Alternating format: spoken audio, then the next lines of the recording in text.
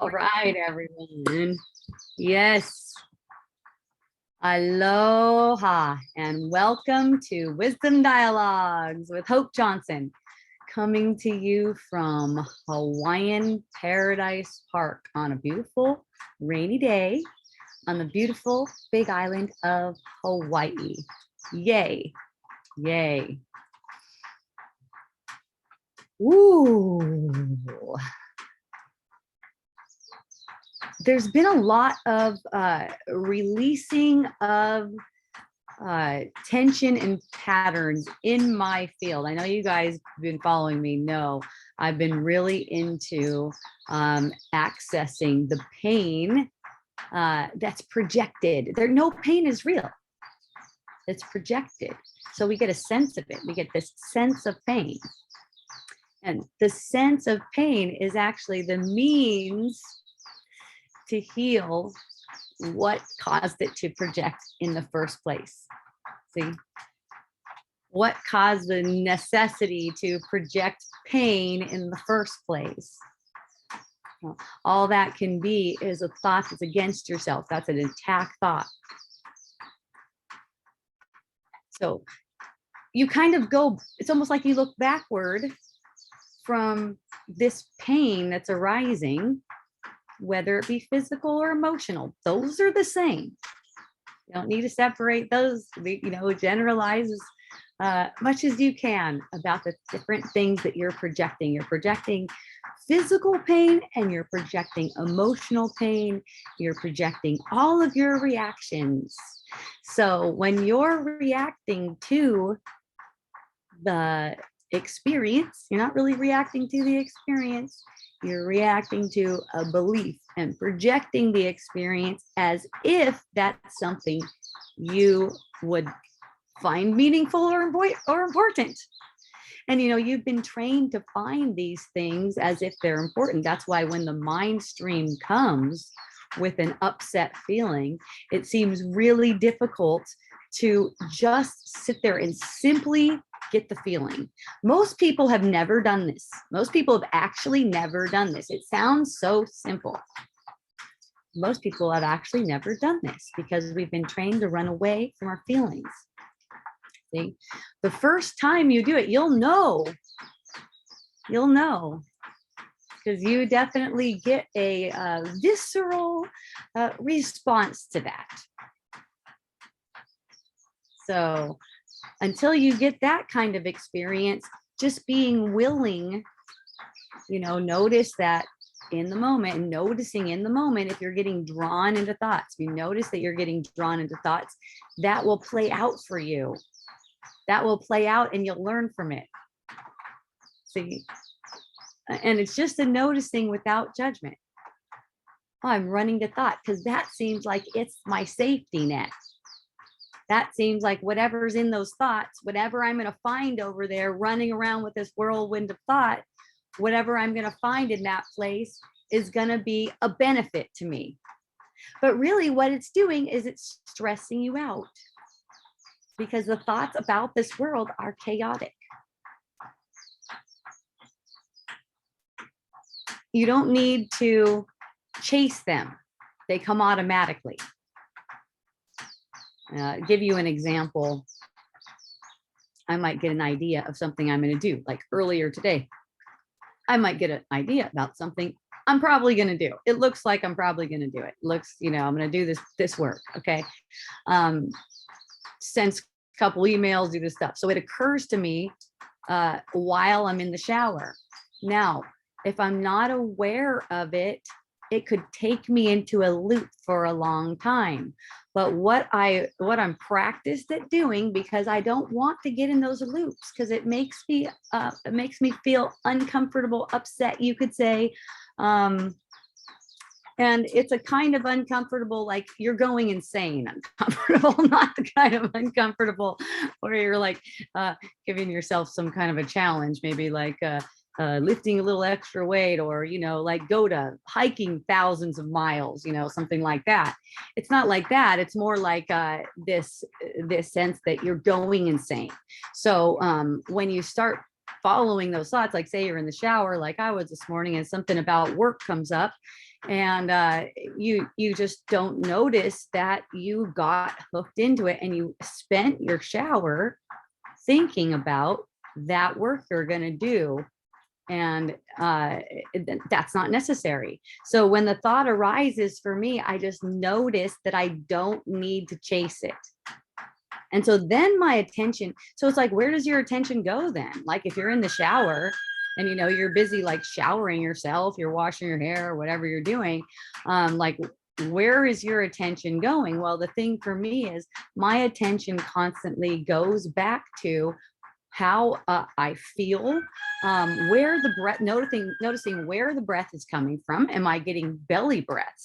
You know, there's a lot going on in every moment as far as how you're holding yourself. And basically, you're being held by your mental state, not anything else.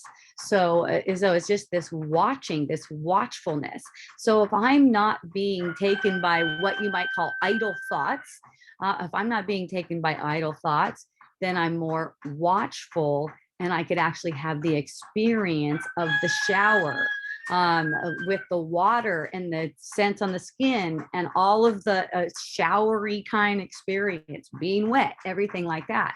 It's like we either experience our thoughts, which most of the time that's what people are doing, experiencing thoughts, or you're experiencing your body and the world sense, what is a way to say it, sensually. You're experiencing the body and the world either sensually, or you're experiencing it as a thought, as something you're thinking about. So if you apply it to the shower situation, there I am getting a thought about what I think I'm going to do after I get out of the shower. It has to do with some work. And either I have a choice right there to either have my experience be mental, like I'm just, well, it's all mental really, but based in thought, based in concept, what I think I'm going to do in the future that doesn't exist. It's really, really, really, really irrelevant. So for me, I just notice the thought and go, okay, cool, fine. That's a, you know, it's kind of like that kind of attitude. And then my attention goes back into the experience through the senses. Okay, the sensory, you could say the sensory experience. Okay, that's the real experience that you need for learning. You know, the sensory experience of the body and world is all you need for learning. But we've been trained that we need concepts. We need the mind to tell us what to do all the time. See? And the mind really is, it's like, it's not really telling us what to do. It's playing out patterns of thought. This is occurring automatically. Whatever work I seem to do, that's just occurring automatically. It doesn't really need my involvement. Let's put it like that. It doesn't really need my involvement. So all the pressure comes off of me. It's also okay with me if that stuff, none of that stuff gets done when I get out of the shower. And it's also totally okay with me. And I, you know, I would tell you whether or not, I would tell you whether or not I got that work done, but it's just really not relevant. I don't want to even make it relevant because it really doesn't matter. I did get the work done, apparently. That rooster thinks it's morning. Yes, to the rooster, it's always morning. That's right. It's a wild roostery dog neighborhood. It's very fun. Yay, Kaya joined. Thank you, Kaya. It's nice to have you on. Thanks for joining. So if anyone has any questions, please go ahead and raise your hand. You could even write into me. I love that too. You inspire me. Many of you on here inspire me so much. Thank you.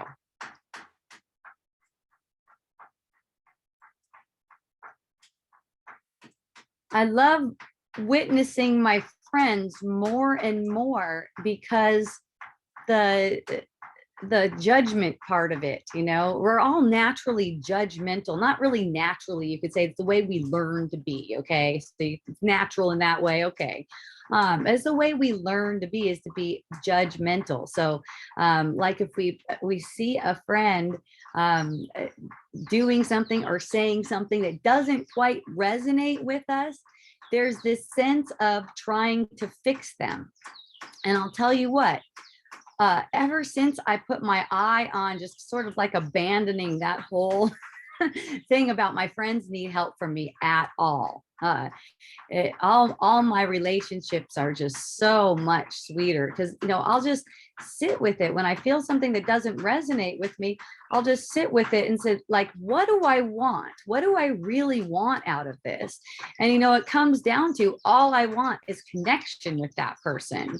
So whether or not I reach out or anything, just noticing, I don't have a choice in that, and whether I reach out or anything like that, but just noticing what it is allows it to fall away. There's like this sense like I have to, or because, the truth is, and what you'll see more and more as you lean into it, what you'll see more and more is that everyone is doing everything for you. So, there's nothing to correct about another person. There's nothing to correct about it. Now, friends come to me and look for advice and stuff. One friend came looking for advice on what she should do as far as a contract or something like that. And I said, nothing, there's nothing happening. There's nothing. So the way people take that is, well, do you mean that I should just ignore this and not sign the contract? The thing is, you don't have a choice. You don't have a choice whether you even ignore it. If you're willing to see that you don't have a choice about it, that's where the healing is going to happen. And it doesn't matter what choice you seem to make. There's no choice in where it's going from this moment forward. There's no choice in the scenario that's projected forward in time, let's say. So whatever choice you seem to make is kind of like what you're destined to make. So even the jockeying back and forth between the two choices, that doesn't even mean anything. You could just watch that. What choice will she make? I'm so curious. What choice will she make? It's a structure of thought playing out, a mental state. And I don't feel bad, like if I see a person that seems insane, I know my mind is insane. That's how it is. If you'll acknowledge the insanity, notice the insanity, and identify it as insanity and not as reality, then it just falls from you. You don't need to keep it. And what do you do with an insane mind? People ask me, what do you do with an insane mind? You got like a person doing some insane thing. I like to go kind of like to a gentle, a smiling, grandmotherly kind of energy with it. Just watching, and celebratory too. Celebratory at the same time, because they're already home, you can say. They're just doing this dance for me. They're already home, just like me. And the more I see that that's the case, the more the world falls away from my mind, the more I can see through the world. So it occurred to me today, probably in block therapy. It gets pretty deep. That a lot of my friends and family members too, a lot of my friends and family members are demonstrating that they have had a shift. A lot of my friends and family members. I'm seeing it so much.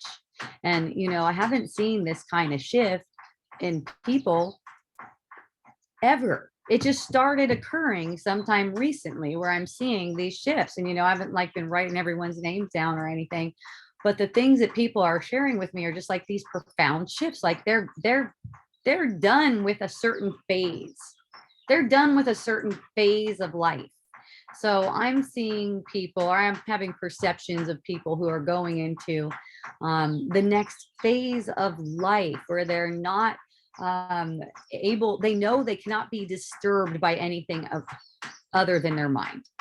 They're certain in that. They're certain in that sense. And there's a sense of peace that comes along with that.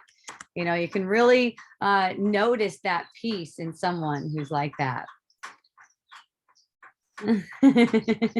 Yes, it is. Fetch Pope, you just come on here to talk shit on me now? I thought you liked me. All right, that's cool. Whatever. Now all of a sudden I'm woke. On my mind, so I don't mind. I think it's cute.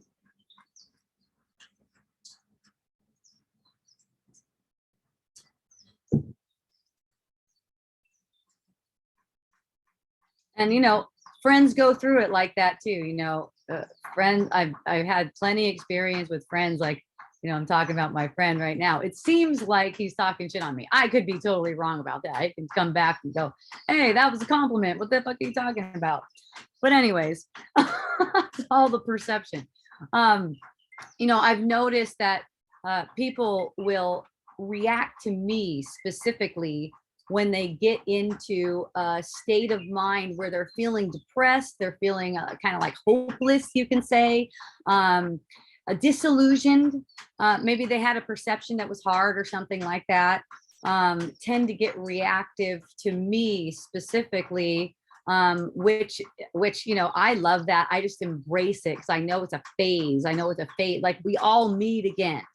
I mean, even if not in this lifetime, I mean, it's probably likely that my friend and I are going to embrace very soon in this lifetime. But, even if not in this lifetime, we're connected very deeply. So we're going to meet again, and it's all love, and it's only love. So I just hold the space for that to occur. And I've had the experience many times where I've had a person totally react to me and, basically Hope's fucked up now. She says, stuff is always okay and it's not, and whatever the situation is.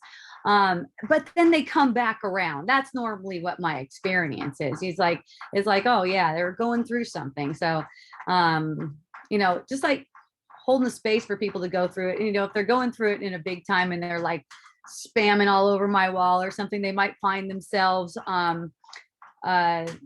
unfriended, which is not a choice I make. I know that's not a choice I make. When I see people saying I made a choice to unfriend them, no you didn't.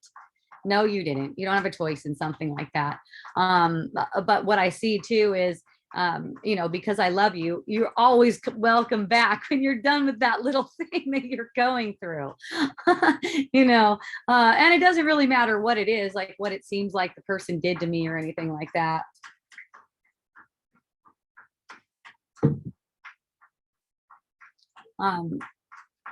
Because of what it's for, I just am devoted and put my attention toward using everything toward restoring sanity to our mind. And one way to say that is by demonstrating that they're innocent, that you're innocent, which is basically demonstrating to my own mind that I'm innocent. So it gives me peace to demonstrate that someone else is innocent. I know you guys will see this too. Just watch. Like I watch different things. I watch everything. I like it. I read a book once. It was a book by an FBI agent. And it was all about how to watch for your body. To watch other people's what are they called? Body cues or something like that. Anyways, I read that thing and I applied all of it to myself. I wasn't really worried about what other people were doing with their body cues, but my body cues, so I could read them. So I could see, oh, what does that mean? What does that mean when I do this? When I touch my arm? What does it mean when I tug my ear? And I just like to know.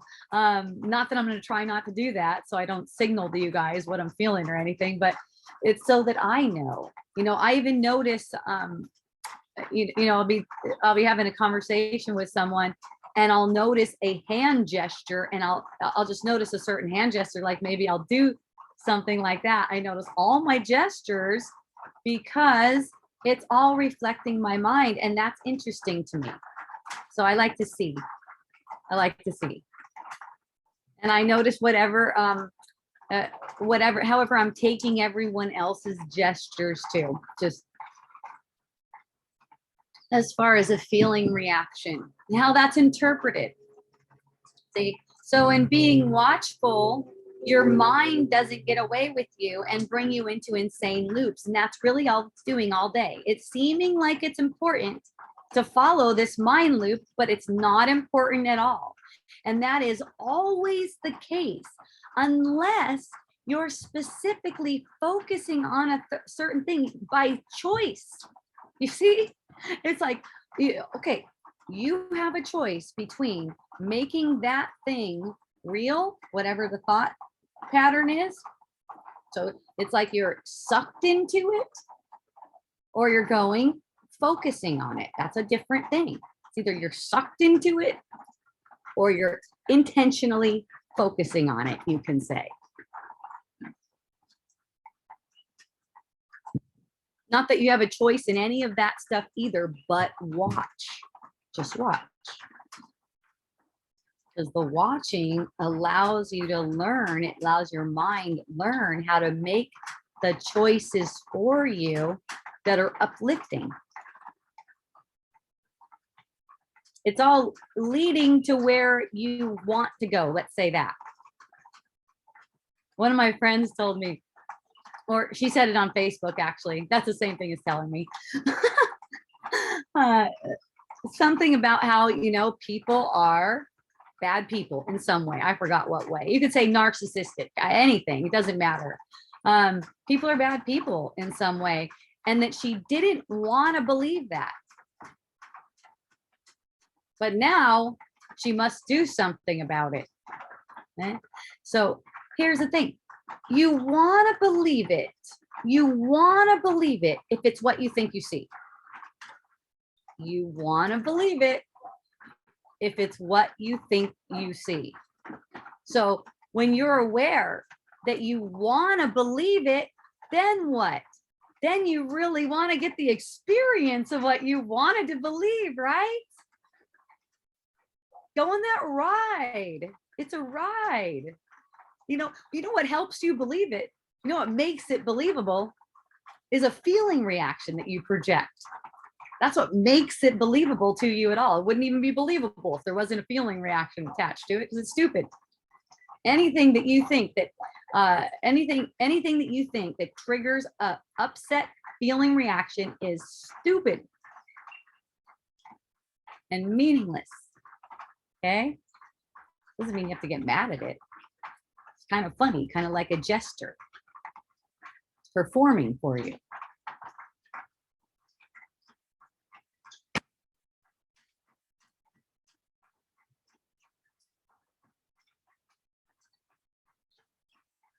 Funny when people ask me for help because they're struggling or something, it's always the same thing. They're believing their fucking thoughts.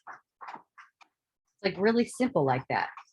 Oh no, what do I do now? Hope, what do I do now? Now I got into this kind of predicament because I was spinning out in my mind. Now I was spinning out in my mind. And so then I did this and it caused this, and then this happened and this happened and this happened. And it's like, what do I do now? Well, right now you could accept what's true. Right now you can get the experience. Right now you can choose to pivot your attention from your thoughts about these insane ass thoughts where you drove yourself deep into insanity, and notice how you feel, and keep noticing how you feel. Oh no, it's so bad. It's not bad. Nothing's happened still. It doesn't matter how deeply you dig, you can pop out any moment. Yes, Nael, stop believing your thoughts. You know, it's so much easier said than done. I know. I know. That's the same thing as forgiveness. You know, someone asked earlier on a channel called Disappearance of the Universe. I asked earlier questions like what does this mean, forgiveness? How do you do it? Like, how do you do this forgiveness thing? And you know, someone came back with an answer and said, well, forgiveness is, you know, it didn't happen. Still, how do you do it? Okay, it didn't happen, but really, I mean, I'm just reacting at it as if it happened. I'm reacting to it.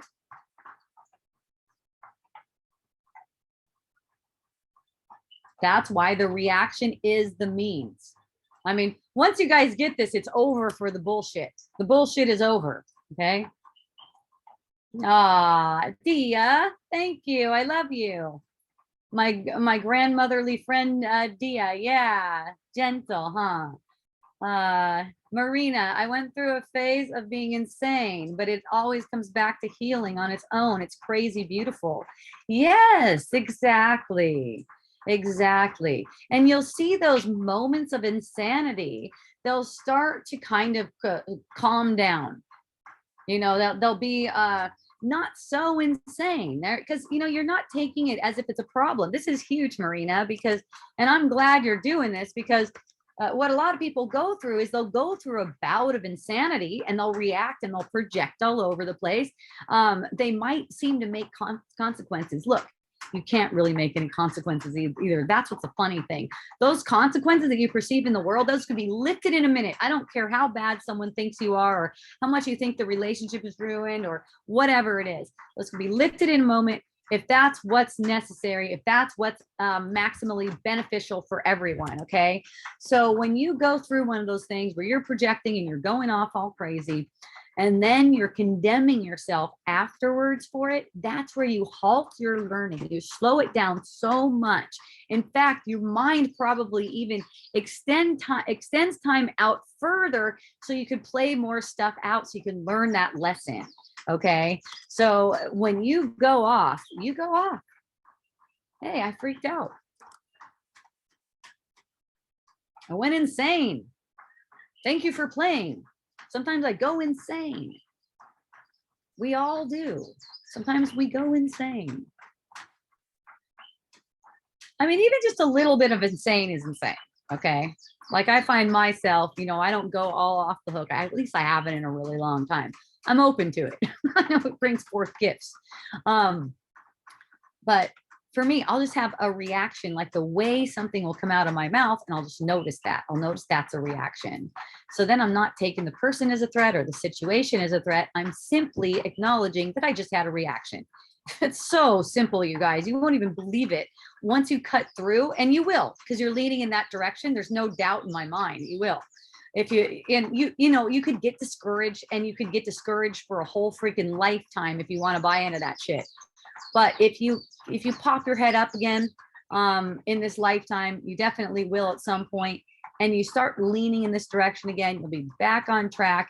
You're going to be taken there. It does take trust, it does take faith until you see it, and then you're like, okay, you're not, there's no going back. Like the faith part is gone. There's just trust.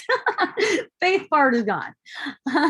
The bullshit is over, Nael says. I got a ticket today and I paused after I got it and had awareness that I had a choice for judgment to self, police, etc. I chose no judgment and started to celebrate. It was awesome. It was freedom. Yes. Yay. I love it. I love it. Yes, you can apply it to anything. And you know what? You could be a freedom fighter. I don't know if they're called freedom fighters. Oh, those guys probably blow themselves up. I'm not sure. But you could be one of those guys that's going to contest the ticket. Let's say you're going to take it to court. You're going to, or maybe you're going to do something with the cop on the street. I don't even know. But the thing is to be playful, joyful, is to see things not non-threatening. They're just non-threatening. That's the bottom line. So you can play with them in whatever way. There's not some kind of way that you should be with it. Okay. Except to be aware. Aloha, Cora. Thank you.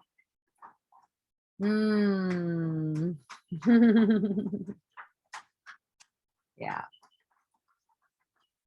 So yeah, you get a lot closer with your friends and your family members because you don't have to entertain judgments about what you think you see them doing. You always just know that whatever you think you see them doing, number one, they're not doing, whether it's good or bad. But whatever it is, it's good for you. It's perfect for me. Oh, Hope, sorry, I stepped on your toe. No, that was perfect for me. Thank you. It's so funny because people get scared it's going to happen all the time if they're like that with it. It's not like that though. It can't happen. It can't happen unless it needs to happen. It can't happen unless it's maximally beneficial to everyone. That's why I didn't have to like sit around and analyze how I fell off a 5-foot cliff. You know, it was just like, hey, that was meant to be. Of course, my little brother went and reenacted it. That was cool. He did a whole scene. How it could occur. Look, okay, I have gardenia. Gardenia is growing in our yard again. We used to have gardenia, and our place was run over by lava in 2018. So it's been 4 years, almost 4 years. And we got our first gardenia again. Oh, I'm so excited. That's just one of the best smelling flowers of all time, according to me. I'm making it up. Even George Carlin, I was watching him last night, and this was from 2003, I believe, 2003. And he was saying something about our society, and he was saying, we made it all up. If we're having this, if we're having such and such, we made it all up. Soon we're gonna all get that. Someone told me, I think we're actually gonna have to fight our government in order to get things changed. I think we're gonna have to actually fight our government. And it's like, well, yeah, if you find yourself fighting your government, then you're fighting your government. But it's also very possible that everyone just sees and it kind of like, that's not meaningful to us anymore. That's kind of moot to us now. You know, that's also a possibility. And that's kind of seeing evidence of that occurring now, because there's just so many people coming around as far as recognizing that we're free. And we have propped up a system, like all responsibility on us, not on a system. We have propped up a system to tell us that we're not free. And we've been believing that, you know, our parents and the parents before that, they just bought into that stuff. They bought into that you're not free. And it's like, yes, you are, because you made it all up. You could play with all of it.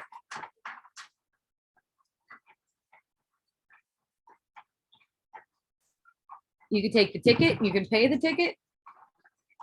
You don't really do any of those things. You're only dreaming that you're doing it. You can take the ticket, you pay the ticket, and have fun with that. So you take the ticket, and you go fight the ticket, and have fun with that. So you don't have to think about what you're gonna do. You don't have to think about what's right or wrong.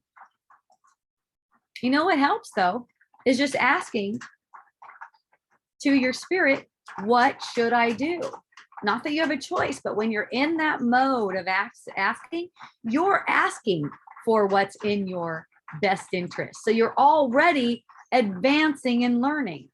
You're already advancing and learning. You're asking for, let me do what's in the best and highest interest of everyone, basically.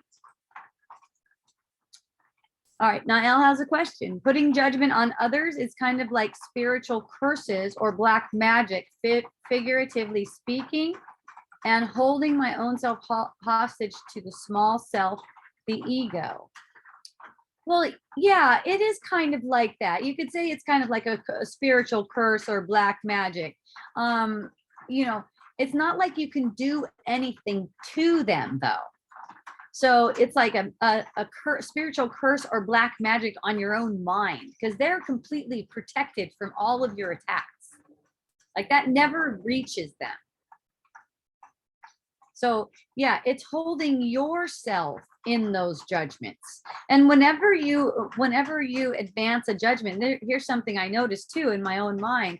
Whenever there's a judgmental thought, and let's say I'm not sure if it's a judgmental thought, is that thought coming from spirit, or is that thought coming from judgment? Just feel what it feels like to you. Not feel like it feels like to you to say that to someone else. I mean, so to the ego, that feels good to kind of like put people in their place and stuff like that. But what does that feel like to you, knowing that you're saying it to yourself? Like, what's the reaction to saying it to yourself? Because that's really how you're reacting. You know, with the ego, you made these defenses against seeing that it's you're reacting. You're reacting to thoughts when judgment is coming out. So with the ego does not want you to see that it's your reaction. So with the ego, you learn to project relief for yourself when you see someone else is doing something wrong, and you can correct them. Fun like that. And that's what all of our relationships do. Oh, I'm grateful for you too, Noelle. Thanks for spending time with me. All of our relationships are really for seeing through this illusion, seeing through this world, seeing that we have no more use for a body or sicknesses or all of the things that go along with perceiving a body. And here's what I see more and more is that the way out is through the sense of being in a body in a world. You know, I'm always saying there's no body and there's no world. It's a sense. So it's a sensory experience, and it's always changeful. When your mind goes toward insanity, there's a certain sense in the body's energy fields. It's the way the body seems to feel. It's very energetic. It's a moving thing. There's some kind of science that shows that too. They could do some kind of like energy thing where they can, demonstrate what's going on as far as our projection of a body. It's like something that's got this flow. It's like this hologram with all these channels flowing through it. It's like a collection of, or almost like a building of thoughts. And what happens when there's gripping to thoughts, it reflects as if it's gripped in the physical form. And that's why everyone has tension.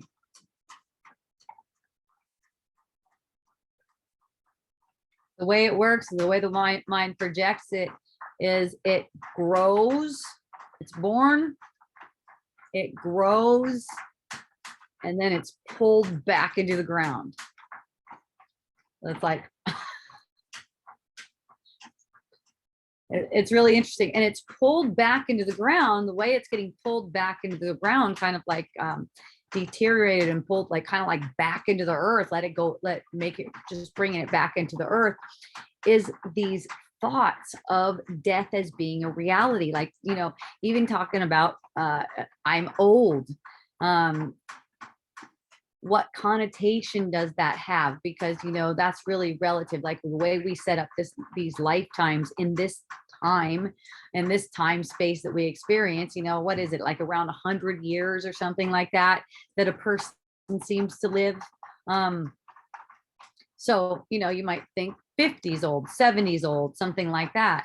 But a timeless being has no age. And the thing is, expecting these bodies to be a certain way, even if we think we see it a certain way, expecting them, because that's what I notice in my own mind, is just expecting them. Like you see some kind of like an aging sign of aging, and the mind will automatically go to expecting that, like that's normal.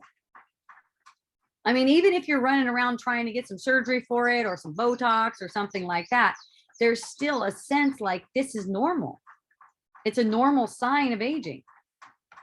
And there's nothing, I'm saying there's nothing normal about that. We made that up.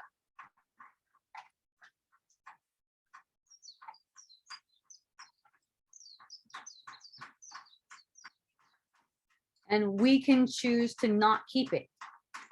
And that's a moment to moment thing. We can choose to stop projecting that as if it's true and use your reaction to aging. We're all reacting to aging. This is an easy one, you guys. Even people in their 20s are reacting to aging. They're like, fuck, I don't want that to happen. I remember a friend when I was only 13 years old, my friend told me she's going to commit suicide by the time she's 50. I wonder if she's still kicking. But she said she's going to commit suicide by the time she's 50 because she doesn't want to get old. Well, she's already resisting it. She's like 13 years old. Now everyone's resisting that. So I'm not saying you should be okay with it. I'm saying you shouldn't be okay with it. Use the resistance. It's good that you're reacting to it because you know why? It's unworthy of you. So it's good that you're reacting to it. React to it. Be happy about it. It's part of the ride. Okay? That's how you see through. Yes, leaning into it, just noticing. That's right, Glenn. You're awesome at it.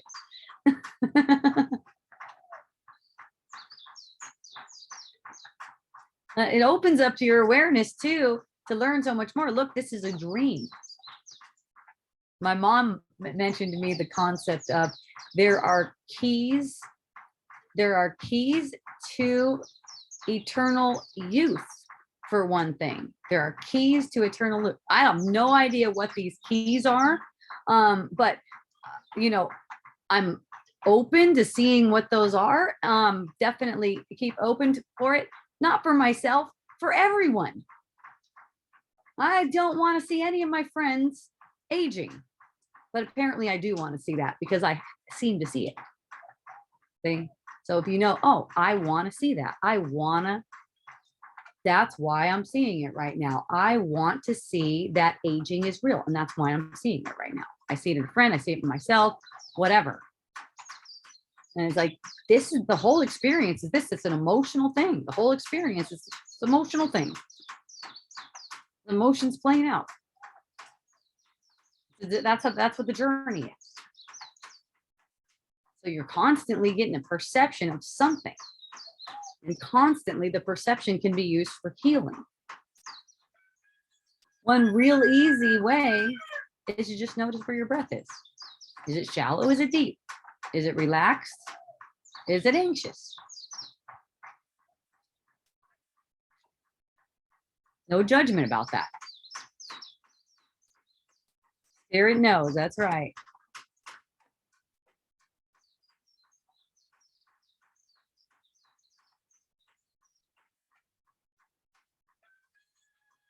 So I'm seeing how, you know, the reflection in the body with the reflection in the body sense, the patterns are pulling it down.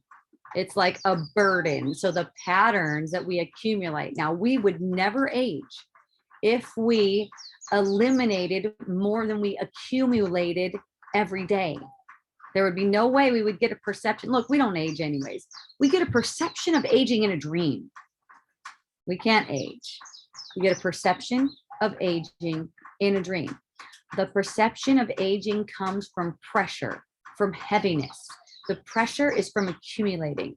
As we accumulate these thought patterns and these thought structures, and we add on to them and we deepen their grooves, our body projection gets heavy and twisted and bound. It binds us up. Now, people go to the chiropractor all the time, and I know I'm one of them. I've been to the chiropractor a bunch.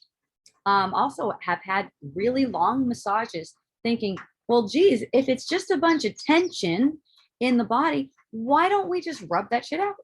Let's just rub it out. So I get like 4-hour massages. I'm getting 4-hour massages every week for a while. And tension is still arising, you know.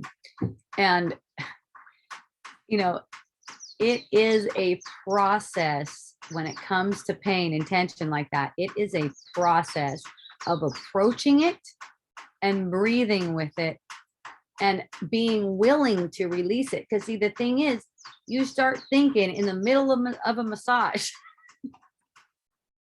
and not even realizing you're thinking. So then your massage stays really shallow. And I've been realizing that you're thinking, but you have to pay attention. You know, you have to pay attention to get a release. You got to pay attention to what's painful. So you give your attention to it. You tend to run away from what's painful and not give attention to it. On a really like good feeling, but to me it is good. It feels good, really good to access the pain. Just rub it out. Yeah. Get on it, rub it out. So when you notice that, it's really your mind making all the tension in your body. Anything that's twisted, anything, I got a little spot on my arm right now. It looks like some kind of skin thing. Noticing that it's projected from the mind and noticing any kind of fearful reaction that gets, that comes up around it and using it. So you get a sense of peace with it. You get like a smile with it. It's like, oh, there's pain, there's fear, there's a sense of dread. And you get like a smile with it because you know what it's for.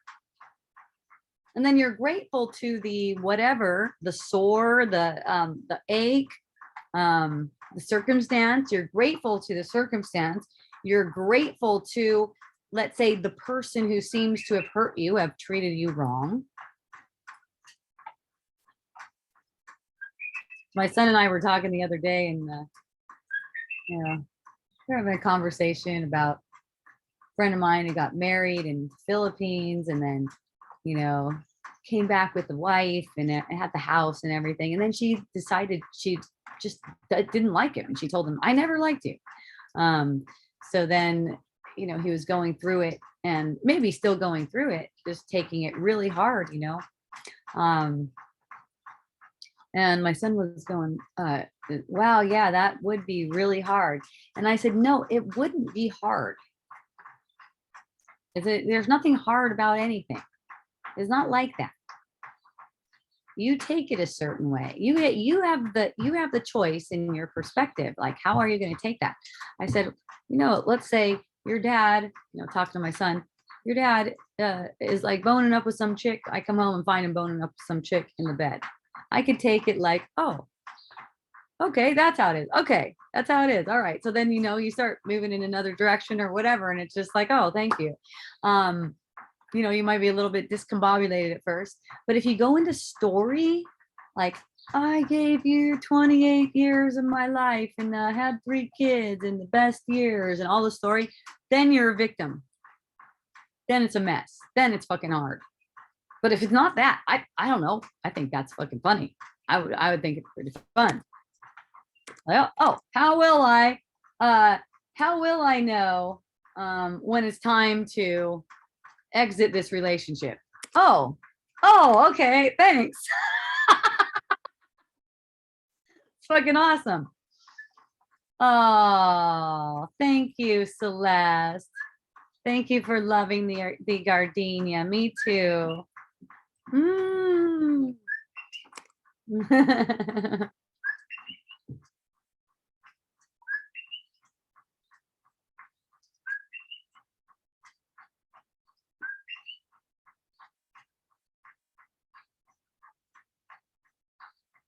There's one verse in the Bible my mom used to like to quote, and it was something about your greatest fear, like your most prevalent fear coming upon you. It, like whatever you fear is coming upon you.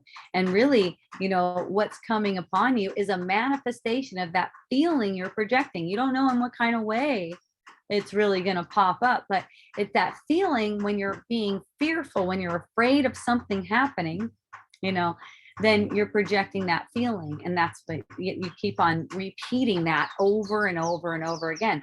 So you don't have to repeat it. That's why if you get the kind of situation, relationships are the best. You know, if you're used to like intense relationship situations and stuff like that, take the next intense moment that you have.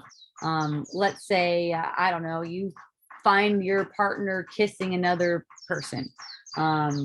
And you're not polyamorous, or you are polyamorous and they didn't do that thing where they asked you first. I don't know, something triggered you about your partner. And just take it this time. Like, here it is. Here's my opportunity. Here's my opportunity to break the pattern of thinking that I'm a victim and being afraid someone's going to do something to me. Instead of just thank you for showing that. Thank you for showing me that. Now, you might experience anger. There's nothing wrong with that. There's nothing wrong with experiencing anger. And when you experience anger, you will learn from it so much faster if you'll keep in mind that there's no justification for anger. See, that's different though than you shouldn't be angry. That's a totally different thing.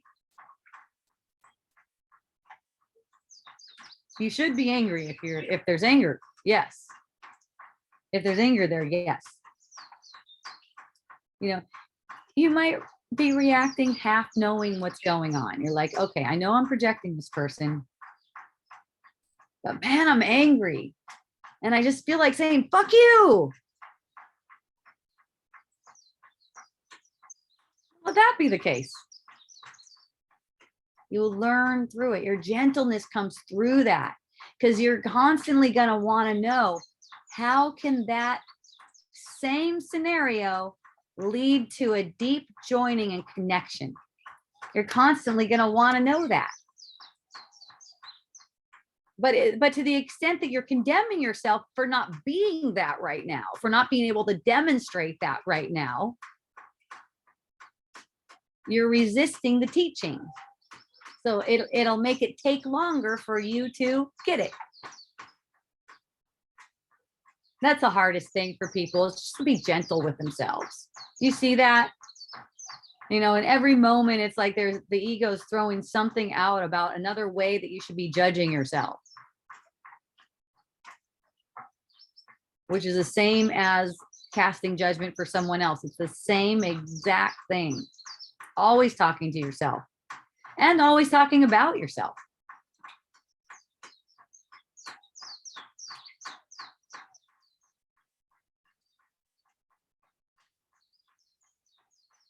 Yes.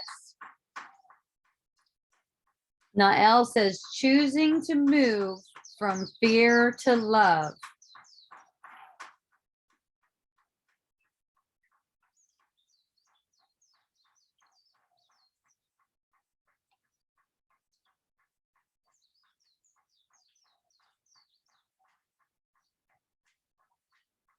Yeah, that movement, what you're talking about, that movement, is kind of like a pivot of attention.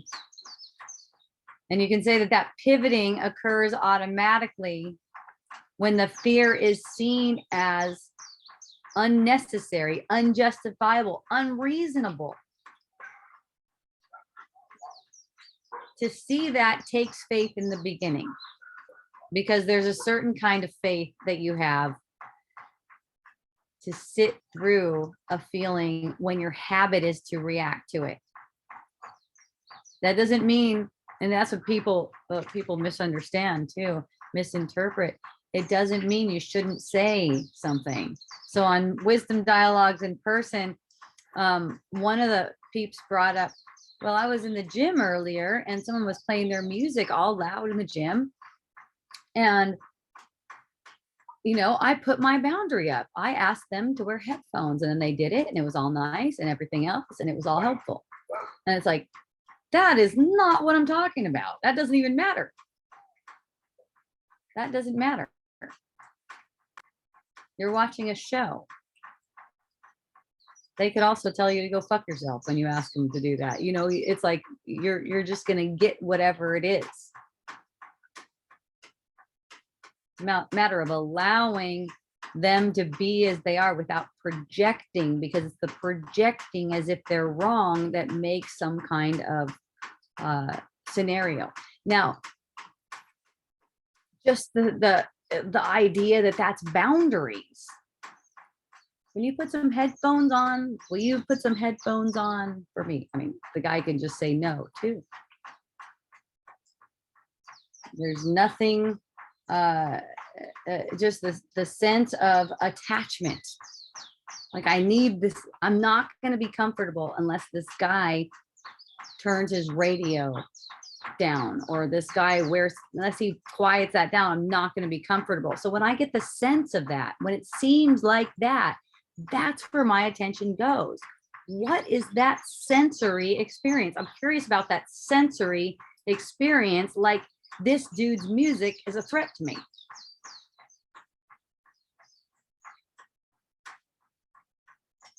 Like with my husband and the vacuuming. I told you guys about the vacuuming, how he, the first time it really got to me, I let it get to me.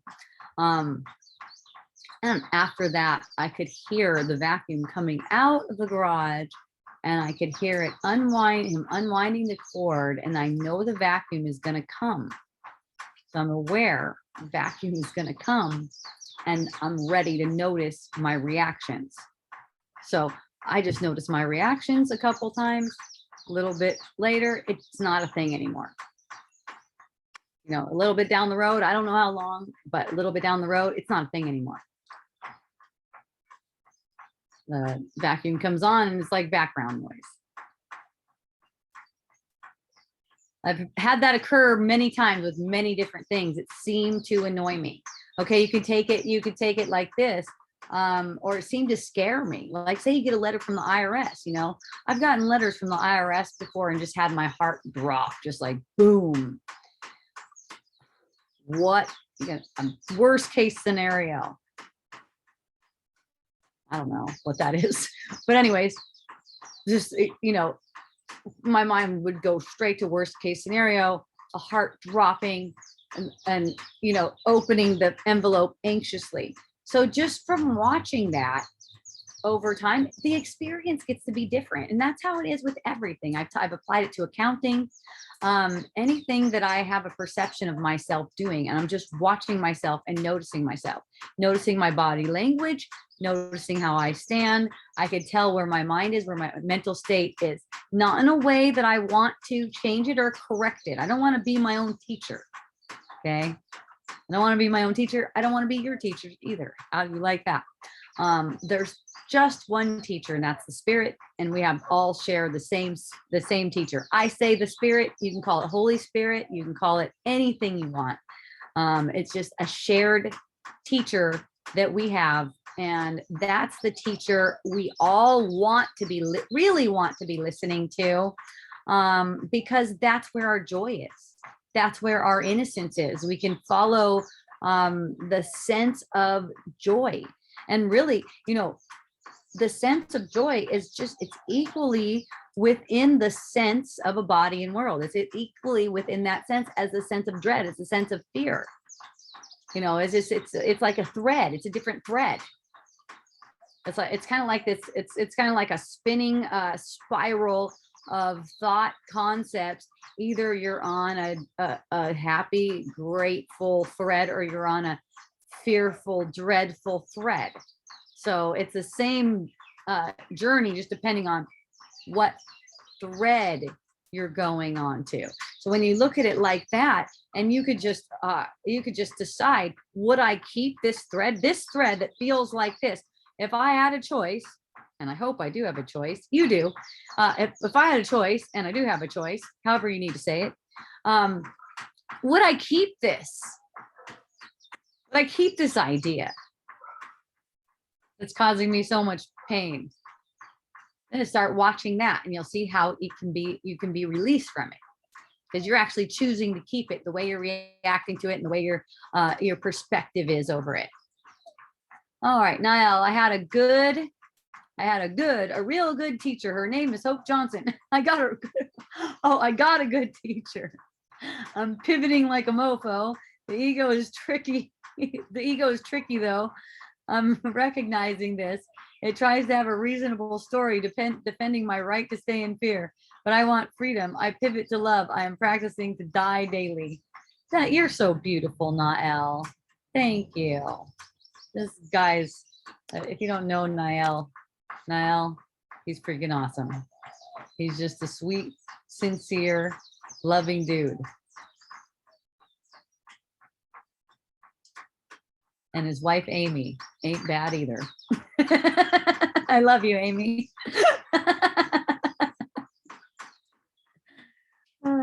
I'm by myself today. I don't have Anne over here, so I don't have anyone reacting to me with their facial whatevers. It's okay.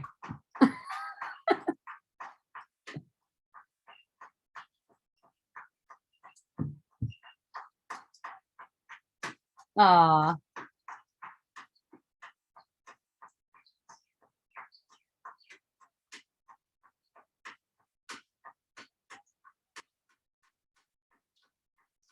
Notice when it seems like something is going to save you. That's really fun too. This is a fun one to play with. Like, you know, if you just get those checks that you're expecting in the mail, everything will feel better. One friend told me today, I know I'm going to feel better when I have more money in the bank. And that's a really common one. I know I'm going to feel better when I have more money in the bank. You will for a minute. And, you know, by a minute, it could be a week. I don't know. It's not long though. Before everything starts, all the drama creeps in. All your projections start taking form again in a different way. You thought it was money. You find out it's something else.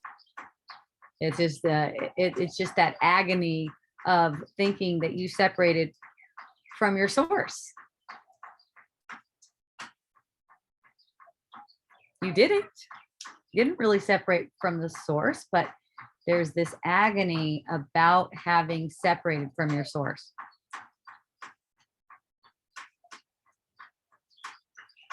And you play that out by feeling victimized. There's a feeling victimized.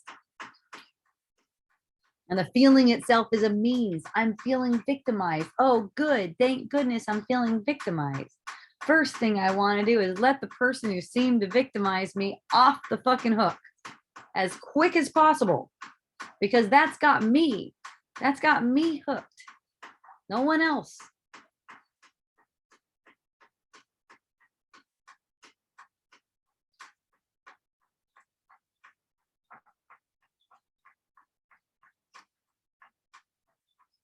I haven't had a problem with it. It's funny. So that saying, spare the rod and spoil the child. So we're trying to get our kids to not disrespect us. Like if they talk disrespectfully, like that's a real problem. We've been trained that's a real problem if our kids talk disrespectfully to us. And you know, I'm glad when that occurs. I'm glad when they do that at any age. They can be an adult.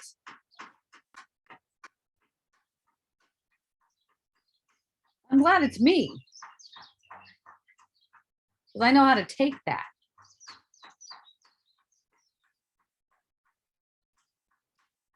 Not hold it against the person so then they can come back. They can come back on their own. They do. They all come back on their own. All the people.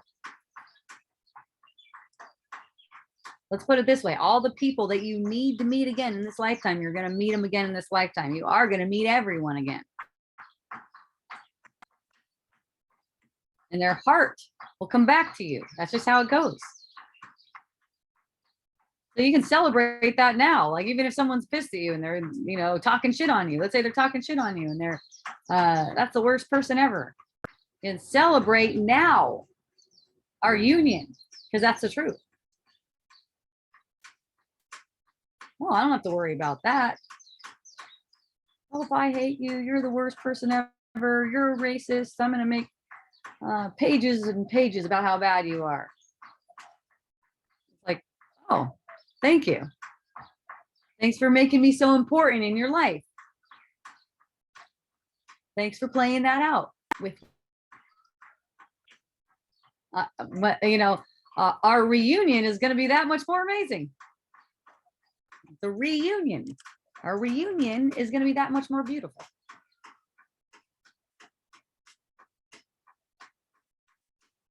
because it looked like we weren't in love. Somehow we weren't in love. It looked like in a dream, somehow we were not in love. And apparently I want that because I get the perception of it. So how could I hold it against the person for doing what I want?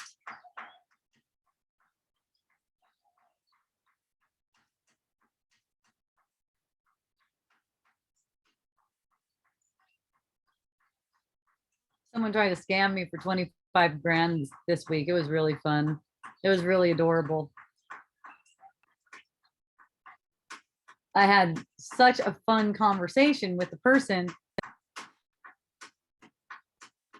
And then I said, hey, that sounds like a great deal. Let me see your documents.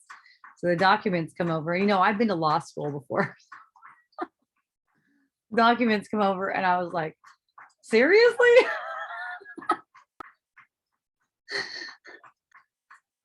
That's a scam.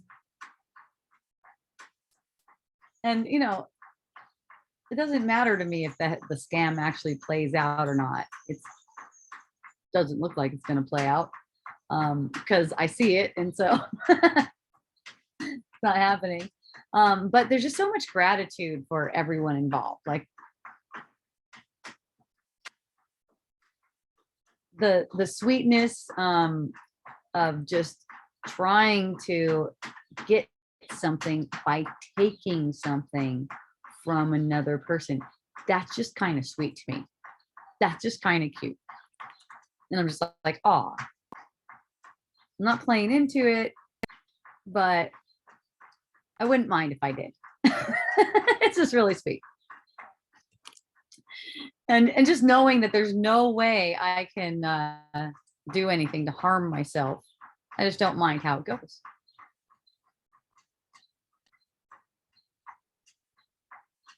Yay. Good job. Yes.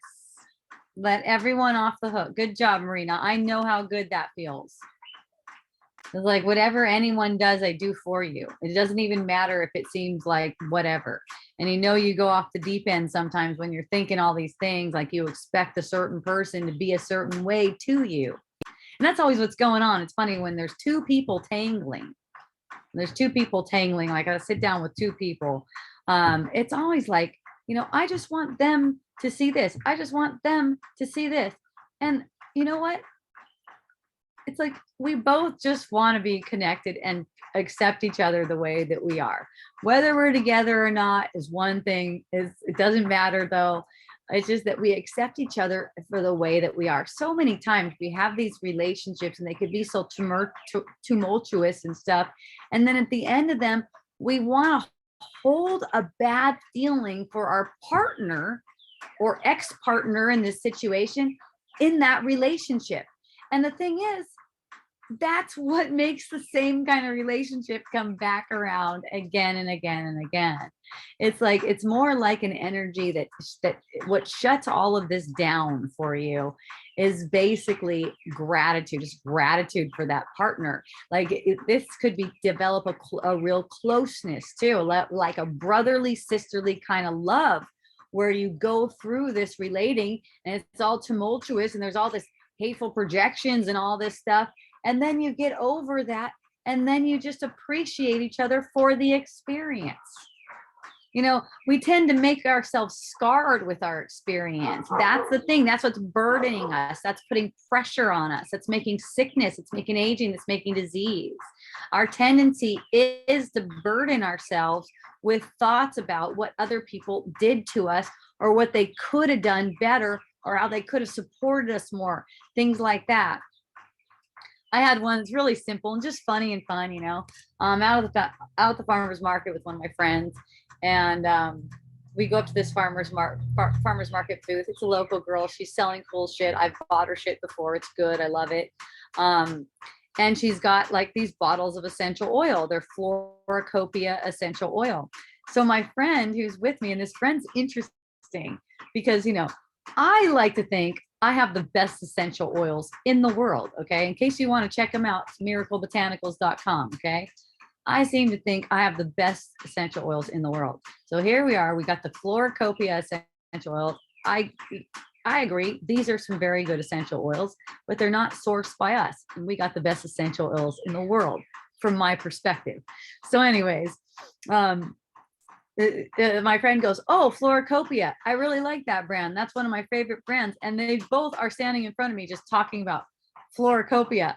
And it's like, and I'm just, I'm just standing there and I'm just like noticing a reaction to that. I'm just noticing there's a reaction, and just like, and just playful with it. There's not a problem about it. Just playful with it. And I'm noticing the kinds of thoughts that are coming up.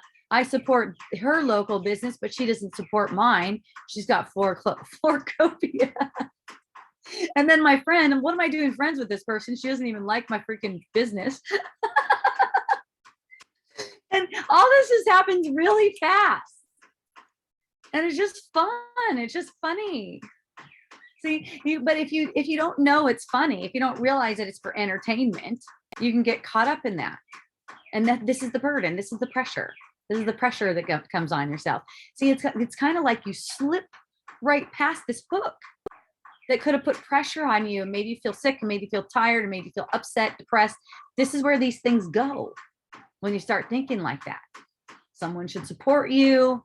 Someone should, I guess it's all support me. I don't know what it was. All support me. Let's say that.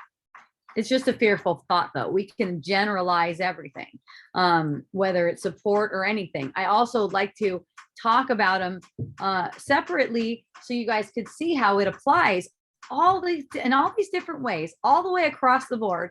This is the forgiveness. You're just taking an upset feeling. And that example that I gave is just a simple, like, you'll get that kind of stuff all day long.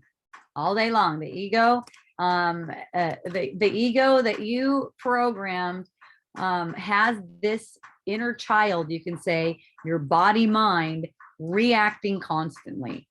It's a constantly in protective mode. Okay. So I can come back to embrace and don't need anything. I don't need to say miracle botanicals, or I don't need to try to think about that at all. I just get the good feeling, the blissful feeling that's just alongside. That's the thing. It's in the same mind, not only in the same mind, it's kind of like it's just alongside that upset feeling. So it is really just a really gentle little movement. And that movement is of the mind, and it's really just moving back. So it's turning the eyeballs into, if you want to look at it as eyeballs, it's your inner vision, let's say the third eye, your attention, you can say, back into the energy field. What does it feel like to get this sense? What does it feel like to get this sense that I'm being threatened right now? That's the sense that I was getting. It's just like so fast. It just occurs. We tend to not notice that's what it is. There's a sense that I'm threatened. Like I won't have the support I need. Like I might not survive. It's so funny because these emotional responses are packed with information. They're packed with information. And when you get the emotional response and don't realize that all it is a reaction. It's a reaction to nothing. You can't play with it.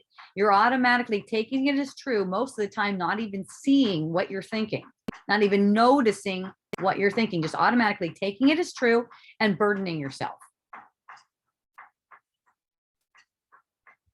And there's no time to relax because the thinking just keeps on going. There's no time to mellow out.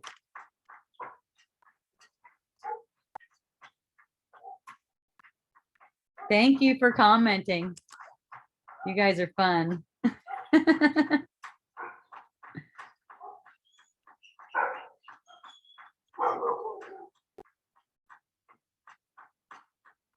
It could never be said too much that you can always relax more. It comes down to a relaxed breath, relaxed mind. Even if you're, let's say you're running somewhere and your breath is really fast. even a fast breath could be relaxed if it's allowed to go deep. Try it. Think about something that seems meaningful to you and try to run fast. Watch how you're breathing. I definitely notice it. And this is one reason why I'm loving block therapy right now. If you guys haven't tried block therapy yet, check it out, blocktherapy.com. What I love about this is it seems to get to behind what's behind the pain, what's behind that pain. And not only that, accessing the pain the way they demonstrate it, the way they show you feels good. You know, you have to be attentive. I did have one friend come over and I go, you want me to show you some block therapy? She's like, sure. So I go, okay, here's how you do it. If number one, you make sure that you're getting a long, light, calm breath all the time. So you're never going deep enough to where you're like holding your breath or anything. First thing my friend does, she's on the block and she's going, nope, that's not it.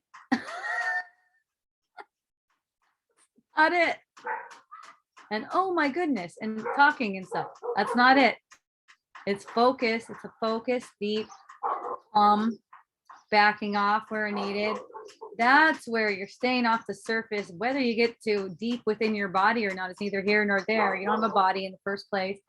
But as you're accessing this stuff, you're allowing yourself to have it released, like right in your perception, because there's this sense of this hard thing, and the hard thing that you're getting a sense of is defensiveness. Every hardness in our body is defensiveness.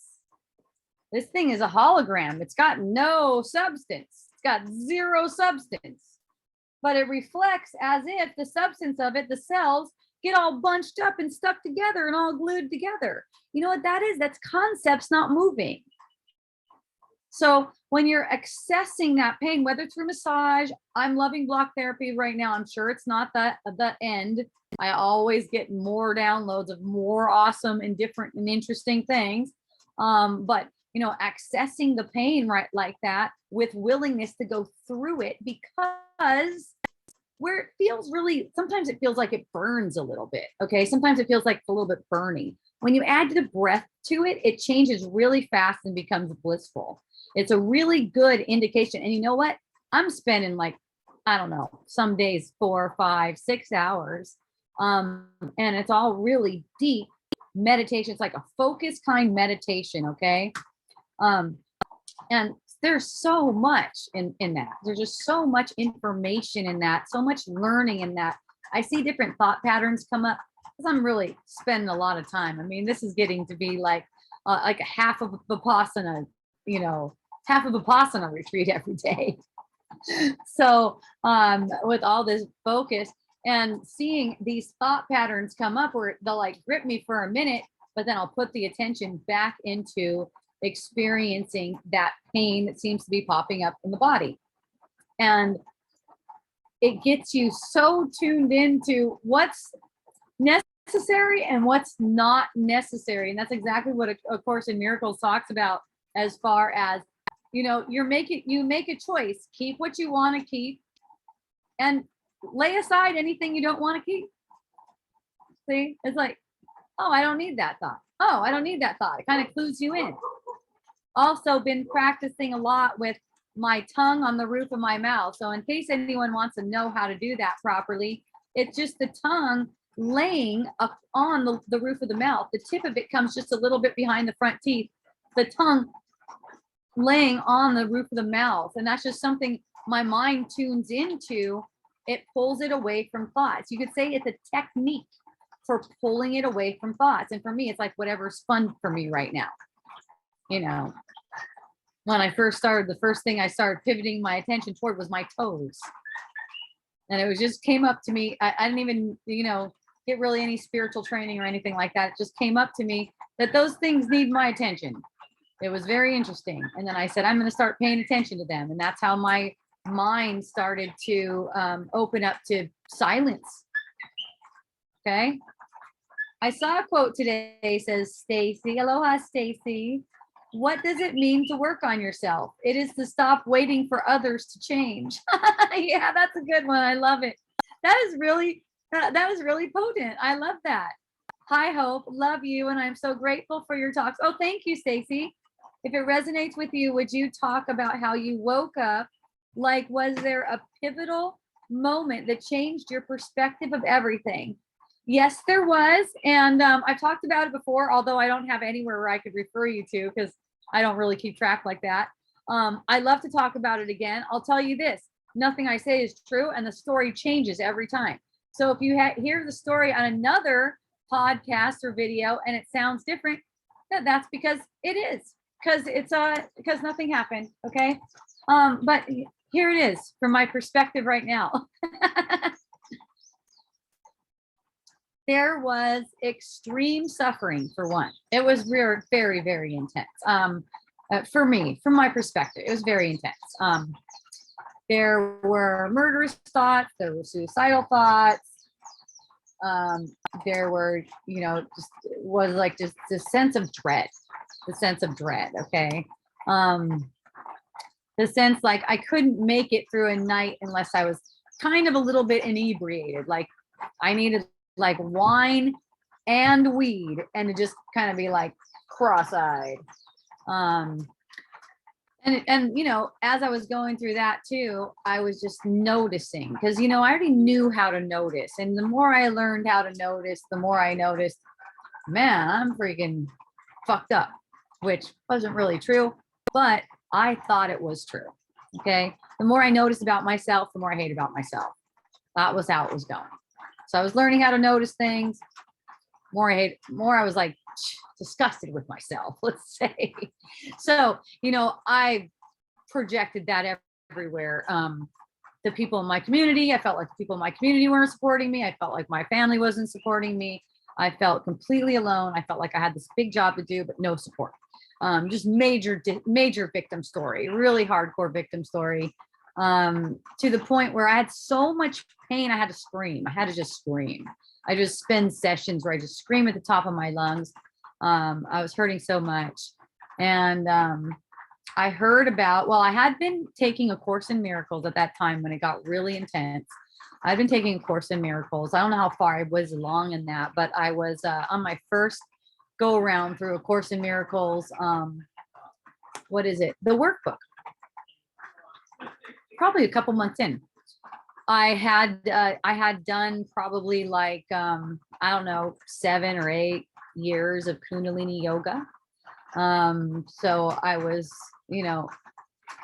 spending time. That's the thing about yoga or anything. It's not really so much the method, but spending time focused on awakening. So that's, that can bring up some intensity. When you're delusional, like I was really, I'm always delusional. I'm perceiving in separation, but delusional in a way that I'm just like suffering hard. Okay. Like that. But feeling like just totally unworthy, a wreck. I was observing myself and did not like what I was observing at all. So, I felt like I needed an escape. I felt I needed to get out of whatever I was in. I just needed an escape. And I had heard about this Vipassana meditation thing. I was not into it when I first heard about it.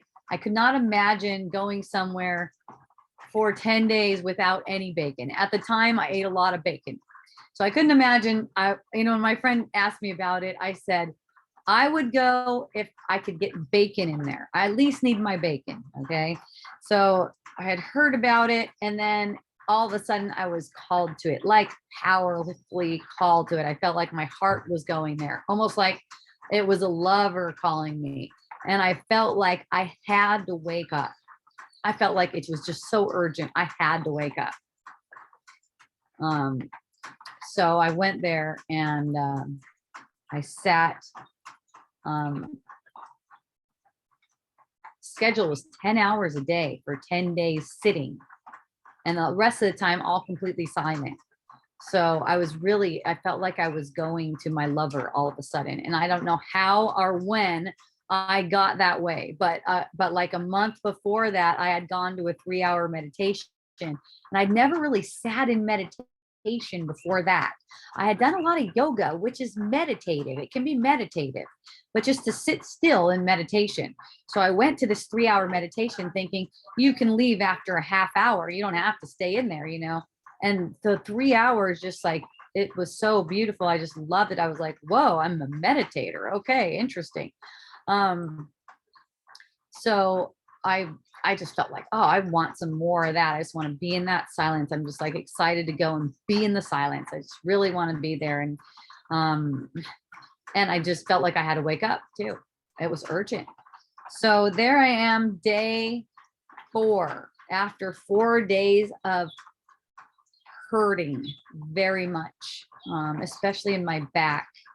I was meditating bent over like this. I was just meditating like that because my upper back hurt so bad that I just wanted to transfer the pain to my lower back. So that's how I was sitting there meditating. And then the teacher gave a discourse about the Buddha. The Vipassana has to do with Buddhism. Teacher gave a discourse and said that the Buddha decided he was going to get enlightened. He said, I'm going to get enlightened.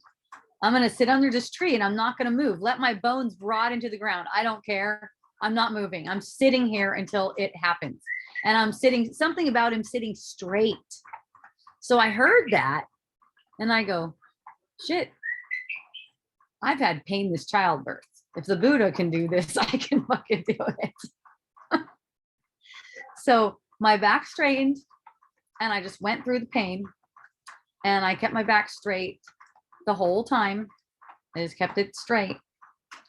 And then I think it was that same day, the day that my back straightened out was also the same day I came back into the meditation tent and I was crying. As soon as I went to sit down, I started crying, tears. I wasn't making noise. I'm in a meditation tent with a bunch of other people. So I was crying, just tears just streaming down my face. And I was sitting there for that session was 2 or 3 or 4 hours. I don't remember. That whole time I cried the whole time. And then, there's probably a couple more meditations after that. And I'm crying the whole time. And then I go to bed and I'm crying and I'm up in the middle of the night and I'm still crying. And so, that there was definitely some intense suffering, and I'm just using I was using the Vipassana methods with everything. So I was using all the feelings, and you know what tripped me out about Vipassana? I knew that there was wisdom in the body sense. I knew there was wisdom in it, but I didn't realize what Vipassana was. I had no idea. When on day 4, when they gave that discourse and said what it was, that was when I got so excited because I just know I've known this for a long time, just not exactly how it's accessed all the time. But that the pain that seems to be in the body is the means. And that's the way Vipassana was too. They're using the pain as the means. So that really tuned my mind into that.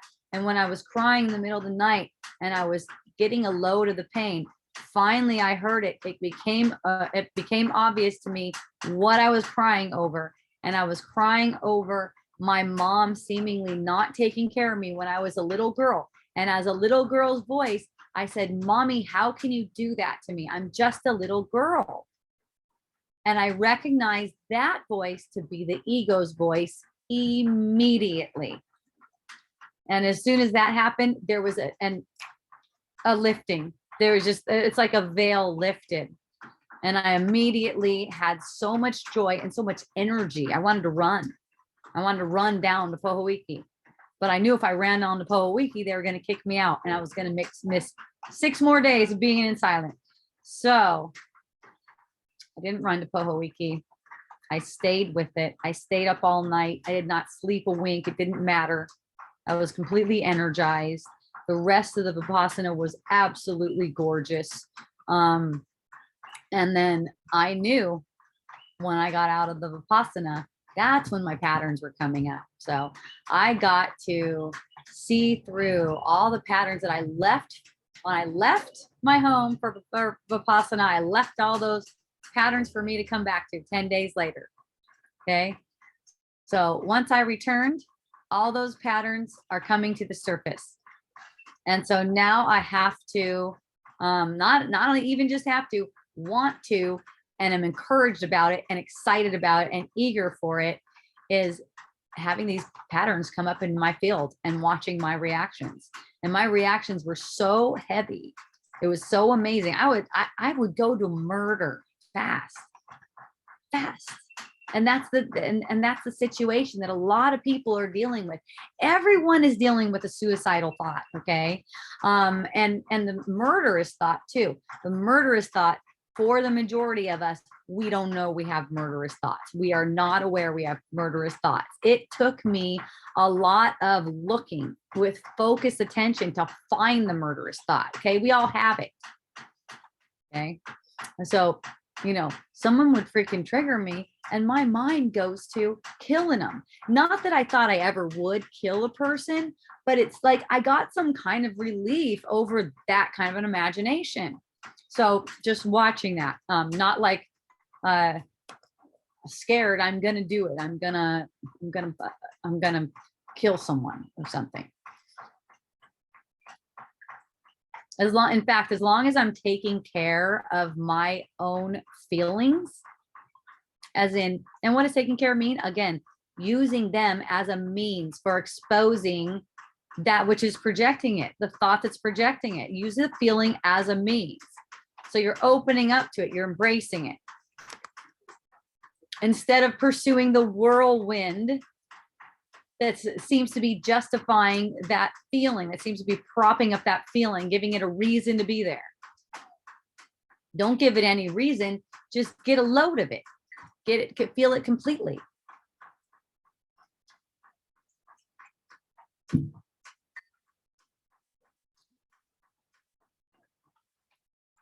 One reason I can do block therapy for like hours and hours on end, you guys. I know I don't have important shit to think about. I don't have shit to think about. And you don't have that much to think about either. What you find yourself spinning around in day to day, most of that is not necessary. It's not relevant to anything. So, I know that I don't need to be thinking during those hours. That's what block therapy is all about. You can't be thinking if you're going to be doing the block therapy. Those two things don't go together. You can't think and have block. You're thinking you're not having block therapy. You're laying on a hard ass block. When you come to visit, you're bringing 10 pounds of bacon, Glenn. Thank you. I will definitely receive that well. So Stacy, let me know if you have any feedback on that. If I answered your question about was there a pivotal moment? Change? Yes, that was the pivotal moment in the middle of the night in Vipassana. Changed my perspective of everything. It definitely took time for people to see that my perspective was changed. I think the first person that saw it in my family was my daughter, who happens to be on right now. I think she was the very first person who saw it. She's like, whoa, she's different. Something's different about her.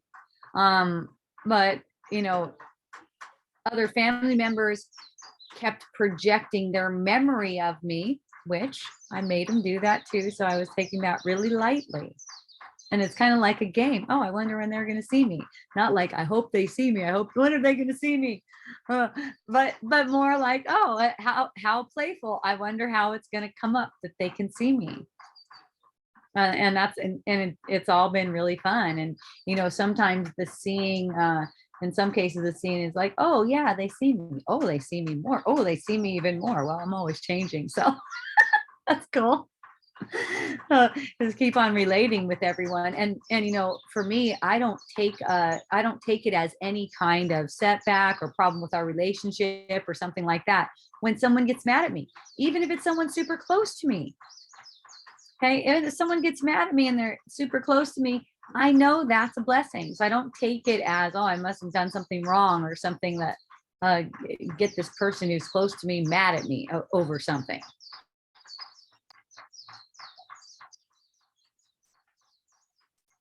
The way I look at it, the way I look at it too, it's like my friends, of course, are never justified in being mad at me. My friends, my family, no one is ever justified in being mad at me. And in fact, they're not really mad at me. I just made it look like that. It's not like I have to question it. You know what I mean? So I don't have to defend myself. If I start to defend myself, I'm questioning whether they're justified in being mad at me. That they're not justified in being mad at me. But I don't taunt them about it. I don't try to taunt them about it. I know they're not justified in being mad at me, so I could just feel the experience. I don't have to try to defend myself, or I don't have to make them wrong for thinking that I'm something they can be mad at, or that helps anything.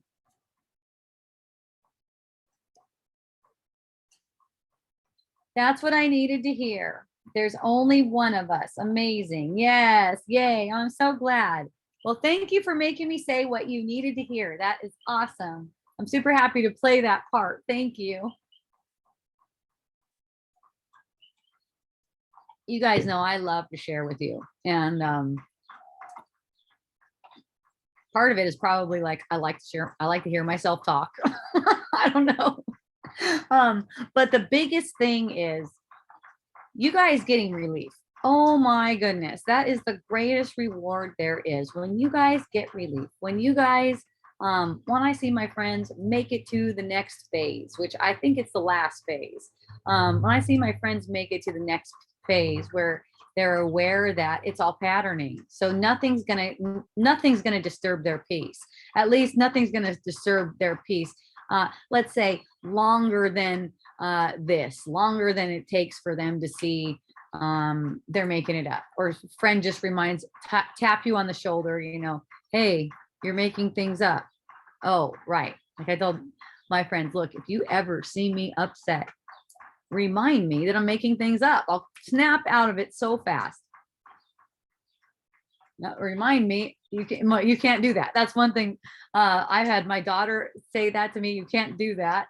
And then my sister Pandita said that about me when I started calling her up, complaining about my skin. She's like, you can't do that. And I was like, oh shit, you're right. And then it's dropped just like that. Like sometimes I'll get caught up in something, but once it's like there's a reminder, it just dropped just like that. It's not like there's just this defensiveness anymore, but you hear it, you hear the truth, and you're like, but no, you just don't have that anymore. Once you go into phase 2, you don't have that anymore. When someone reminds you, hey, you're tripping out. Oh, thank goodness. Thanks for reminding me. Thanks for reminding me about that. Or you're going to get reminded on your own anyways, just because you notice this is an upset feeling and you are not an upset, not anything that can even be upset. So you have to be dreaming. You have to be making something up that's not fucking true. And once you know that, you know what? The healing is coming. Very familiar story, right down to the back pain and wine and weed. I fucking love it. That's perfect. I love that. Yeah, that feeling like you have to have something to be like kind of okay. A little bit mellow. And basically, you can call it enlightenment if you want. It doesn't matter. You can call it whatever. I don't care. I don't care about any of those labels. They're not relevant to me. I don't care. One of my friends who's like the best yogi I ever saw will not call herself a yogi. I was like, that's okay. I'll call myself a yogi. She's my teacher. It does, that stuff matters. You don't need someone to fucking anoint you, but this sense like you have to be something other than you are. That's always like what the ego is throwing up to you. Like you have to be something other than you are. So you want to knock yourself out so you don't have to feel the pain of that. And for some reason, that would always be at night for me. I don't know what it was about night, but that would be at night. Like I just needed to freaking get loaded. get loaded. And you know what? Here's the thing. There's nothing wrong with getting loaded. That's the thing. That you do not have a choice in it. You do not. All I noticed was, all I did was just noticing that I am putting myself out. I'm kind of like putting myself out because I can't deal with this right now. Right. Not making it bad, just staying open. I was making lots of things bad though. I was, even though I was trying not to, because that was my conditioning. There's no way I would be suffering like that. And unless I was making myself bad and wrong in lots of various ways. And since I had my eye on it, that was opening it up to me more. So you can say that the weed and the wine, that was exactly the medicine I needed at the time it was present. And you can consider anything like that. You can consider anything like that. Whatever it is that you seem to be using at the time, that is medicine right now. When it's not serving your best interest, you won't find yourself doing it. It can't be another way. It can't be another way. So that's why you don't have to do battle with it. Just open up, keep noticing how you feel without judgment. And that's how your mind learns. And yes, it seems to be a slow process. It has for me. You know what I'm thinking though, is that since I have already gone ahead and gotten to a certain point, I'm still moving beyond that point. But since I went ahead in my perception, in my world, I was the first one. There was no one I was following. I was the first one in my perception. I didn't have anyone. I knew of sages and saints and I had read from them and everything, but none of them had kids and a husband and a fucking business going. None of them had the kind of things that I had going on. So I didn't really have like any kind of trajectory like that. The thing is, it's like my friends in my world, in my perception, they're waking up faster than I did because they already have the benefit of someone having gone before them. So I think that all this time that it seemed to take for me for things to unfold, I think it's actually going to be a lot quicker for my friends. And that's what I see now. It's like this quickening with more and more of my friends going into the next phase of living. No more victim scarcity kind mentality. Like everything's a challenge. That's something that seems like a challenge for the ego is like exciting for you now. So I'm like, oh, this sucks. It's like, damn, this seems to suck. This is awesome. If it didn't seem to suck, it wouldn't be awesome. Actually. Let's see how the hero of this story is going to pull this one out. Or is going to come through this experience.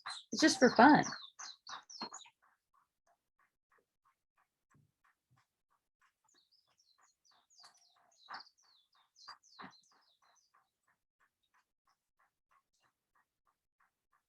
So my son goes, honestly, Mom, I don't think Dad would ever do that. When I was talking about coming home and finding my husband boning up with another chick, I was just like throwing out that scenario. It's not something I experienced, but just throwing out that scenario. Like, what if this happened? Like, how are you going to be with it? Just kind of like matching around with my son. And he goes, honestly, Dad would never do that. I think you would before he would. Like, well, I'm not going to argue with that one, but it's still not likely. It's still not likely. And it's just because, what I've seen and what I've noticed in my experience. And, this could be totally different for someone else. It's not advice, but, pay attention to your own experience. It might be different. It might be the same. Who knows? But when my life gets cluttered with a new sexual interest, and I haven't had one of those in like 28 years, but just know it. I know the energy of it. My life gets cluttered with a new sexual interest. There's a lot of distraction for me. I do not want distraction. I'm not interested in distraction at all, and that's like taking away from where I'm being called to put my attention. Like my attention is I'm being called to put my attention on the sense of being in as a body, which you can do even if you're sparking up new sexual relationships. It just gets more difficult. Okay. So for me, I like the easy path when it comes to having the space, the mental space, and the energy um, to see through and to experience the body sense. I like that ease. I enjoy that ease and that space and that freedom. And so it just keeps on manifesting like that. Here you go. You have the space, you have the space, you have the space. So it's like, yeah, I mean, geez, that sounds good. Going around and just getting some sex and stuff like that.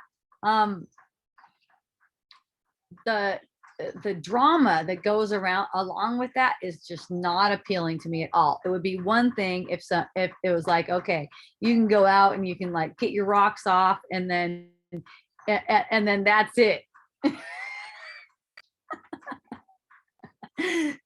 And that's it. Even that though, you guys know from experience, notice how the spinning happens.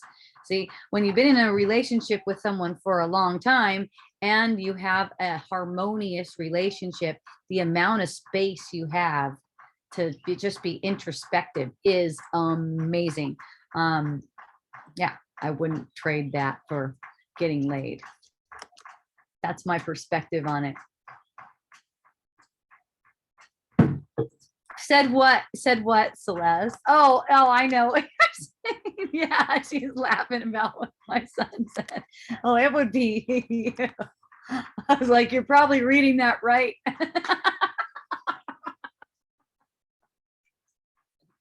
But I told him, honestly, probably if I was single right now, I still would be celibate just because that takes first priority for me over getting laid. That's fine and fun and everything, but and you know what? If any of you guys think that, are you find in your experience that when you're getting laid, you're way more clear-headed? I mean, getting laid with new love interests, one night stands, polyamory, all that kind of stuff. If you feel like when that's going on, you're way more level-headed and clear, fucking awesome. Great. It has not been my experience. And that's like, I could just sink into the energy. I don't even have to do it. I can kind of it's almost like I let my mind go down this trajectory and just to feel it, just to feel the energy of it, and I could just sense it and ooh, no, stay over here. Won't go down that way. And that's a big reason why, I've had a lot of conversation about sexual fantasy and stuff like that, because it is gripping, it pops up for me too. And I don't want to go down that road because it's not conducive to what I want. It's not being conducive to what I want. And any kind of fantasy is the same to me. Any kind of fantasy is just the same. It's the same thing as sitting around thinking about how I'm going to make a bunch of money, or sitting around thinking about how I'm going to get the job I want. I don't know, just fantasy. I love you. Thank you. Thank you, Goda. Thanks for hiking and blogging. Goda contacted me about blogging. I guess some of the peeps don't like it when she blogs about them, because if you guys don't know her, she's just a really fun chick to talk to. Very interesting. And I have an experience with her. She's never done it in front of me or anything, but she's told me the stories about being very promiscuous. And I could see how, that would be an interesting kind of situation. And she writes about it. And, just getting a reaction like, how dare you, from someone, how dare you, that was personal to me. Like, we had a conversation and all this kind of stuff. And, something like this, and thank you, Goda, for sharing that. Something like this, it's just a habit. It's just a habit to find yourself questioning yourself. Should I have done that? It's just a habit. You don't have a choice in it. People tell me stuff like, I absolutely do not want you to say that on Wisdom Dialogues. It's like, I can hear you. I can hear you. And I don't have a choice in that. So we'll see how it goes. You know, safest thing, and you don't have a choice in this, which makes it kind of funny. You don't have a choice in this either. Safest thing, you don't want me to say on Wisdom Dialogues, don't tell me about it. But still, you don't have a choice in that. None of us do. That's what's funny, you guys. So sometimes I'll get the sense that I want someone to be quiet about something. I love that. I love it. When I get the sense I want someone, oh, I don't want that to get out. You know what I just told you? I don't want that to get out. Oh my God, I love it when that energy comes up for me, because I just let myself get the feeling right now of them having said whatever I thought I was going to tell them not to say. I get the feeling right now that they just said it. And I get a blissful sensation right there. I get healing right there. Just boom. And they might say it and they might not, and there might be some fallout, but when I'm taking everything as, okay, this is for healing, then everything's great for me.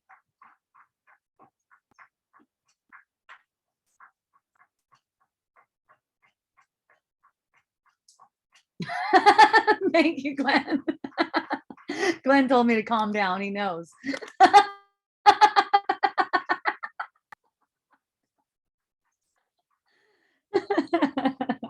I love that one.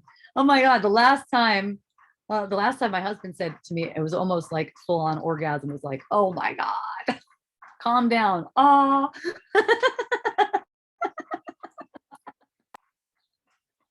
it's because the expected reaction and the habitual reaction is leading to so much joy. It's like, you know, but the ego, I guess the ego is kind of like a women's lib, because the ego does not want your husband telling you to calm down. But you know, when you can experience that as a means for healing, you'll realize that's like, if they say something that triggers you, that's the best thing they could say to you. And then you just feel the softening around that. It is just so freaking good. All right, you guys, unless any of you have some questions, or you want me to discuss something in particular, I think I'm winding down now.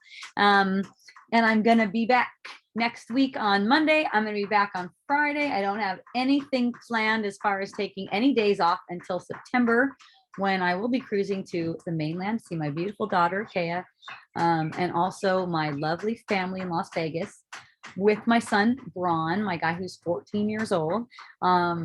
So yeah, you guys got me for a while, because it's only, what is it, April or something? Yeah, it's like April 11th. Okay. If you want to find my podcast, you can go to hopejohnson.org.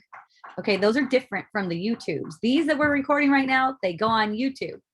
The ones that we do in person, those go on the podcast. Okay, if you go to hopejohnson.org and go to the Wisdom Dialogues tab, that's where you'll find it. You could also check out my book. It's called Unschooling for Parents. It's right there on the website. Also, you could donate to me.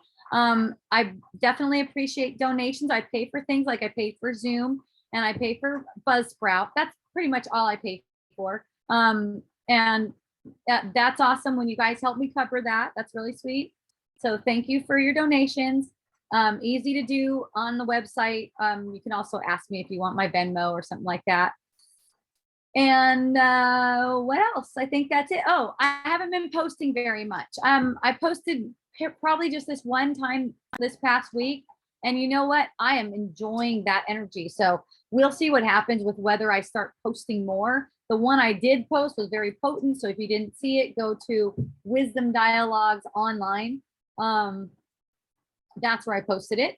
I have different channels. I have Instagram, which hasn't been getting posted to, but I think I'm going to start back again tomorrow with Wisdom Bits. So if you go to Instagram and you follow me at Awesome Hope Johnson, I think it's awesome.hope.johnson. You'll see those wisdom bits. And then sometimes my sweet friend Goda, I was just talking to, sometimes she posts for me, but she's hiking now. So she might not be doing that for a little bit.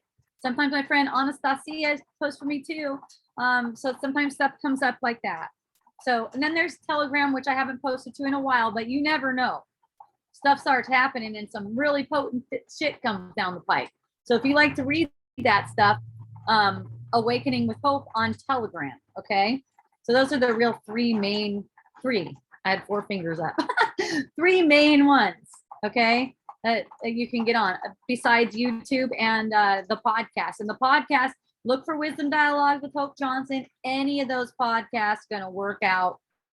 Okay. I love you, Natalie. Goda, you were just about to post some. Oh, thank you, Goda. Goda also, she's one who posts on Instagram. She posts photos of her hike, all her different places that she hikes, beautiful photos, and she puts the location where she was hiking. So a lot of people think that I'm the one out there hiking, but no, I'm in Hawaii. My friend Goda is doing the hiking. Thank you for doing the hiking for me, Goda. In-person podcasts are awesome. Oh, thank you. Oh, yeah. They're a little different, huh, Glenn? Well, in the in-person ones, I actually have a crowd of people around me. You know, and there's different things coming down. Like, you know, people are asking different kinds of questions. There's interruptions. There's different action. Oh, Lori. Hi, Lori. You know what? It is up, Lori. I think it is. Yeah, success. Right before I started Wisdom Dialogues online, I did it. It's up. It might take 24 hours to populate to every different station though. Okay. And the title of that last one is Being Generous with Yourself. I was talking in that one and I kept on talking about gratitude, extending gratitude to these people who seem to be pissing you off. And one of the women in the crowd, well, wasn't a huge crowd, but you know, like 10 people or something. One of the woman goes, you know what? I keep on hearing you say gratitude, and that just sounds so generous to me. Like I've been doing acceptance, but gratitude. Yeah. So listen to that one. You see, it's really about being generous with yourself. Okay. Yay. Okay. Let's see if anyone else is writing to me. I'm just popping all around here. Oh, thank you, Cora. I appreciate you. Hopefully you'll make it to Sedona. Oh, yeah, Celeste. I'll keep that in mind, okay? Thank you too, Stacy. That's a really good one. I don't know what one it was at this point. I immediately could feel tension over somebody breaking my confidence. Awesome, awesome, awesome. I love it. I love you, Marina. Oh, you're so awesome. Okay, yeah, that's what I want. You know, it's like if you can see that gratitude helps you and is not a threat to you, oh man, you're relaxing so much and that's helping all of us. Okay. Yay, everyone. Thank you so much for joining. I love you all so much. Mahalo, aloha, and a hui ho. I love you, Asana. Yay.